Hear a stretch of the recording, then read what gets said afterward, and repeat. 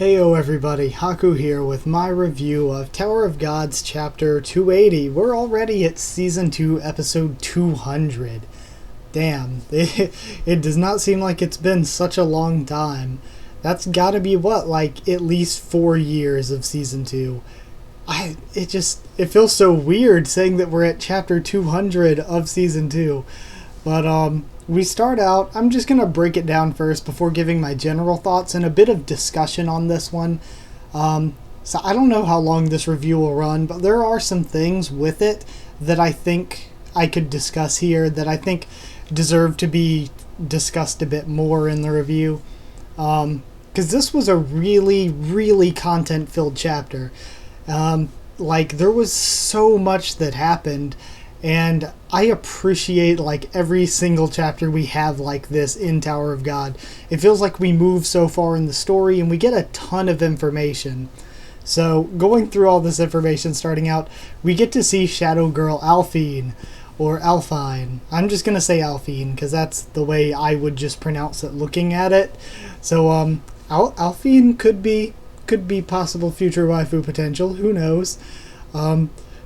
So could Kaiser, apparently, because I think that I called it last week when I said that I think Kaiser could be a woman.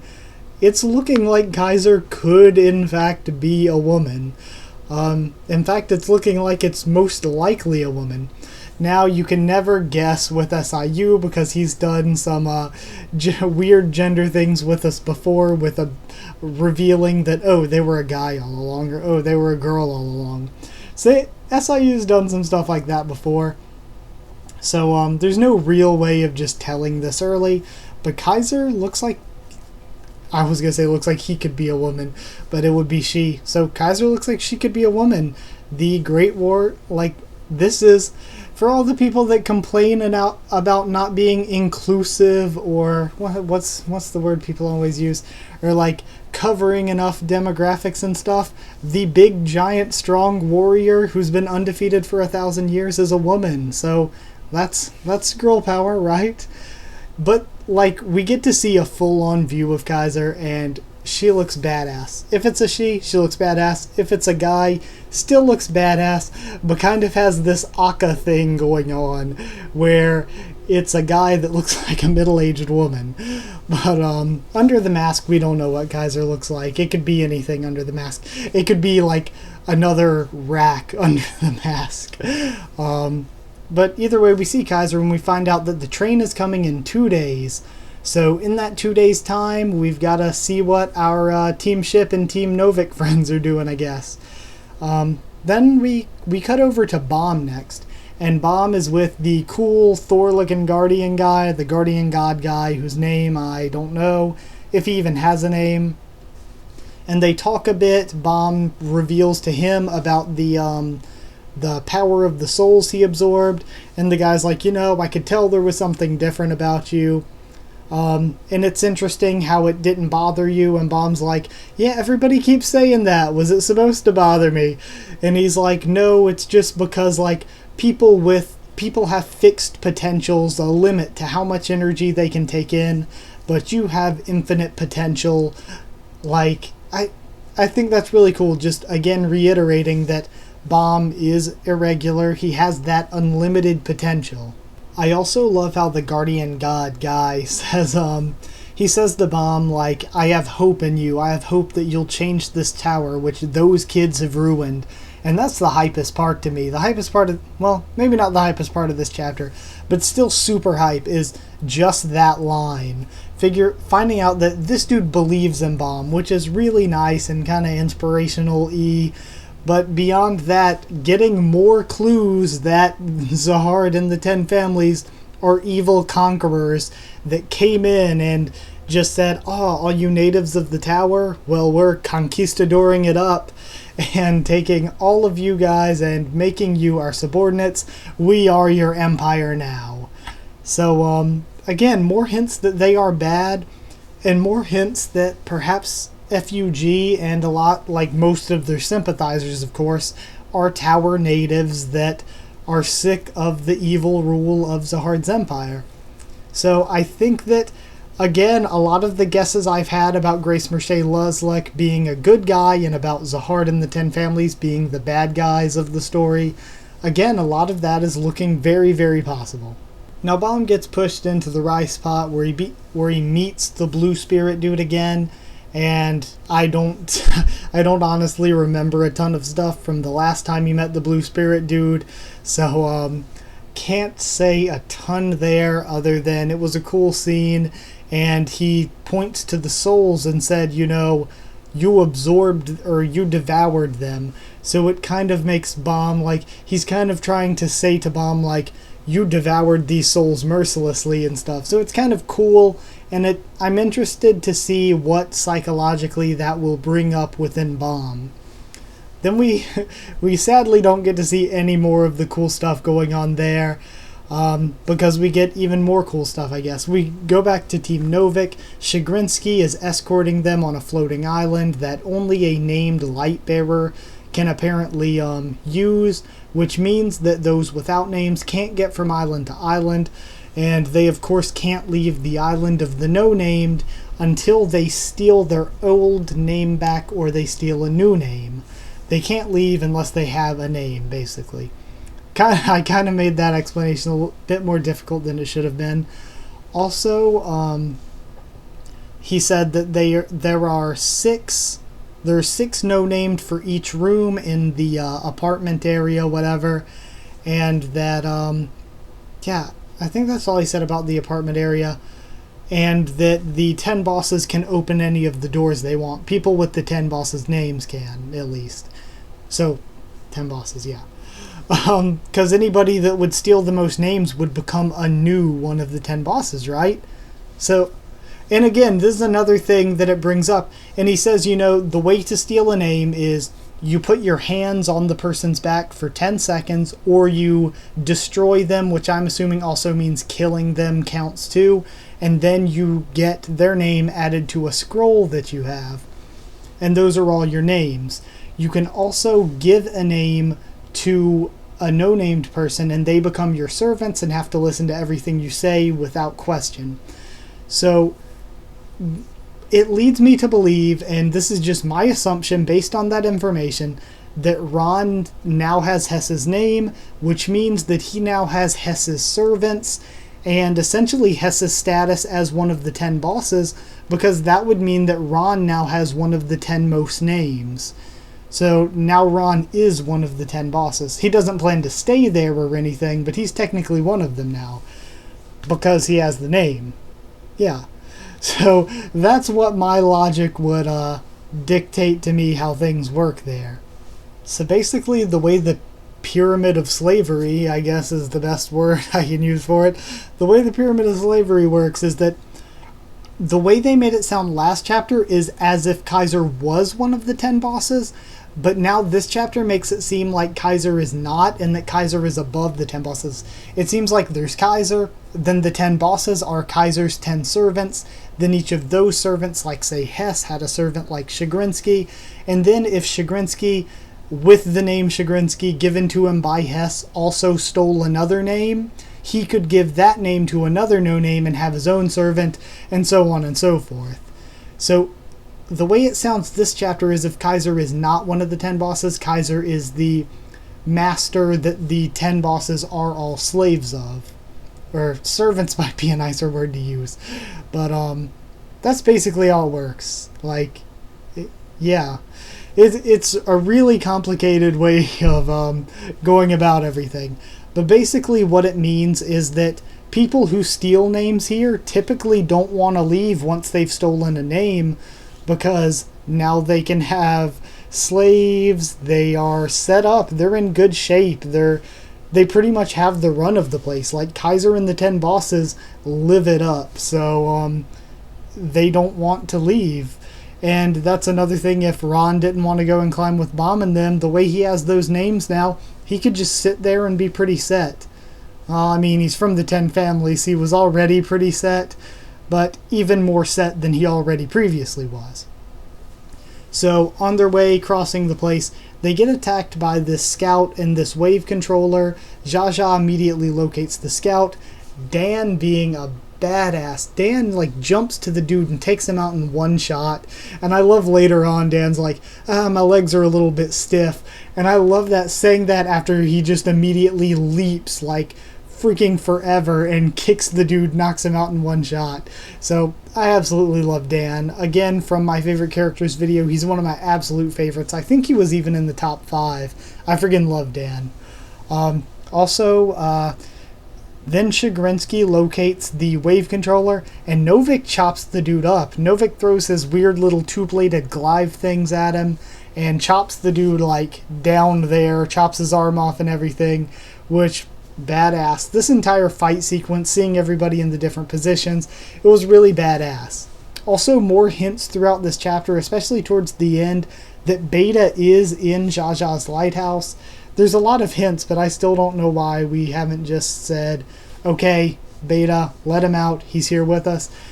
I get they probably have to hide him at some parts because he's not technically a regular, but I don't know. I guess I don't really understand why he's in the lighthouse, because he wasn't during Revolution Road, and in Revolution Road it seemed like it would have been more of a place where he would have had to hide rather than the station, because the station isn't governed by rankers or anything. It's kind of a free realm, like just a free open place that's ruled by Kaiser. So it seems like now even more than where we were, it would be perfectly fine for Beta to not be in the lighthouse. So I'm sure they'll have an explanation, but at this point, thinking more about it now, I don't really get why he's in the lighthouse at this point. So Team Novik goes to lay low in the building, the apartment building, and when they go to lay low, it's pretty nice in there. I like it. Jaja looking fire as always. Yeah, they just chill in there for a second, talk. We find out from Chagrinsky that it appears as the... I really like saying that name, Chagrinsky. But we find out it appears as though Team Ship has already stolen 3 of the 10 bosses' names. It becomes pretty clear that Anak and Hatsu have stolen 10 boss names and become one of the 10 bosses themselves, I guess. I mean, not really. They don't really work for Kaiser or anything. But for all intents and purposes, they took the names of the 10 bosses. They are now them. They're still themselves, but they're also them because they have their names now. I'm sure you understand. Now, the third one they stole, I picture probably Andrasi having it, but Lorray, also a possibility, could have it. Because I'll talk about where I'm going with that train of thought in a second. I want to get through breaking it down scene by scene first. But they start falling asleep, and my man Chagrinsky, Bill Cosby'd him. Like, Chagrinsky, what even? And then the whole scene with Chagrinsky was just so weird. And of course, even though to a point it would have made sense to steal Ron's name first, since Ron had the 10 boss name and everything, he goes for Jaja first. But again, my man Chagrinsky, I wouldn't have done anything different. Hands would have been all over Jaja's back. Jaja, definitely, like I've said, the thumbs up Chagrinsky gave to. But like I've said, Jaja is top 3 Tower of God waifu for me. She's up there with Rion and Albelda as best Tower of God girls. To me. Like, best as in most attractive, I guess. Not best as in favorite characters, because of course Anak is like all-time favorite character. I'm a huge Anak fanboy. But basically, we wait. Hatsu sits in the background and waits until the count gets to 9 to come in and decapitate Chagrinsky. Hatsu was just waiting back there to just bust in, waiting for his time. He's like, heroes don't come in till 9. And we see Anak in the background as well. And the fact that the 2 of them got in, and Chagrinsky mentioned that the 10 bosses can open whatever doors they want in here, so we're safe from anybody except for them. But since they were able to open the door, that means that they have the 10 bosses' names. They have the 10 bosses' sort of what's the word? Clearance to do things? Their privilege? I don't know. And that's where we end it. So as a basic overview, this was freaking great. The fights were amazing. We got so much content. I loved all the stuff this chapter, and I really loved the stuff with Bomb and the Guardian God too. Even though that was just a smaller portion, I was not thinking I'd like the rice pot stuff that much, but it was really good. I liked seeing the interaction between the two of them and finding out more information, though in a mysterious way. So here's what I'm thinking, where I was going with that earlier train of thought. We know that, let's assume, Andrasi, Anak, Hatsu, and or maybe Lorray, Anak, Hatsu, and Ron. They all have 10 boss names. 6 bosses left, and maybe Kaiser. I don't know if Kaiser is one of the 10, or if Kaiser is above all of the 10, and he's the 11th, she's the 11th. But either way, I could honestly see, in the 2 days before Bomb's train arrives, I could see Team Ship and Team Novik teaming up and taking out the other 6 bosses, and / including Kaiser. I could really see that happening. The train arrives, Bomb gets off, Kaiser's already defeated. Bomb's just like, Yuri sent me here to defeat Kaiser, and then Andrasi's like, already done. Lorray's like, I need a nap. So I could definitely see them taking out Kaiser without Bomb.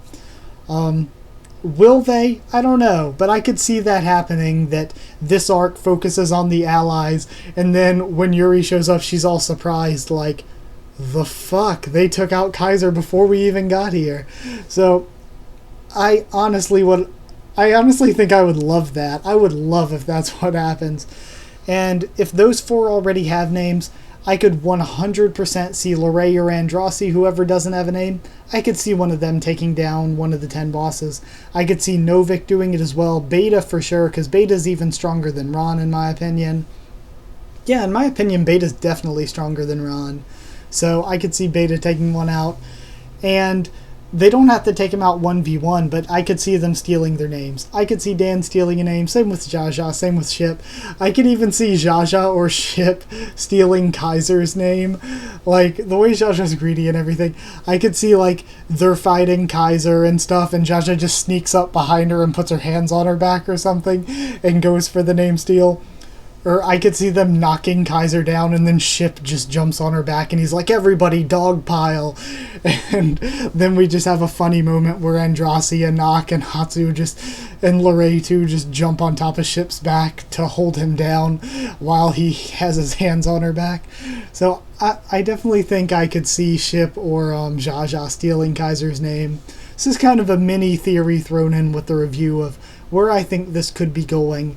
I think it's very possible they could take out Kaiser before Bomb gets there, but also maybe not, because I do think we're going to see Kun Agro Agnes fighting very soon. And my reasoning behind this is that in this week's blog post, SIU says, sorry about saying something I had brought up and discussed.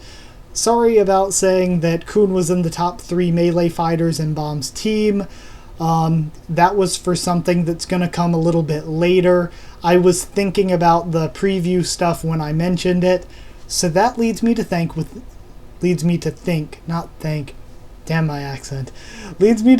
within the next few weeks, maybe 2 or 3 weeks, I don't think the preview service goes any further than that, we're going to be seeing a Kun Agro Agnes fight. And a fight where he's going to have to go melee, and he's going to have to fight, and then he's going to kick somebody's ass, and that's why SIU had to say, don't forget, he is strong in melee. So, I do personally think that, I don't know, it's like we haven't seen him fight melee so long that I kind of forget how good he is, I guess? I don't know. We'll have to see how it goes. This is all just speculation. But I thought it was good to bring that up since it was an important point in the blog. And it was something that me and a lot of you had already discussed on the channel in the comments and stuff. And I had already discussed it in at least 2 other videos. So I do think it was important to bring that point up here. So I'm going to end this off by giving it a score. And I honestly thought, I'm not going to give it a perfect score, but this was so entertaining. I absolutely loved this one. The art was amazing. The action was great. So I'm going to give it 9. 9.5. I'm gonna be one of the 10 bosses, bobbity boop, out of 10. Just about damn near perfect score because it was super entertaining. I'd recommend this chapter to people if I was trying to get them into the series and stuff. So 9.5 out of 10. Gonna stop rambling now. Like if you did like the video, comment down there. Tell me what you thought of the chapter and what you thought of my thoughts on the chapter. I guess also subscribe if you want more Tower of God, One Piece, Walking Dead, and a bunch more, because a bunch more is going to be coming, and a bunch of other stuff. Just check out the channel, subscribe, watch things if you want. And as well as follow on Twitter if you want updates when I'm posting stuff, pushing stuff back, rescheduling, whatever, anything like that. And lastly, just thank you for watching. That's it. I'll see you all next time.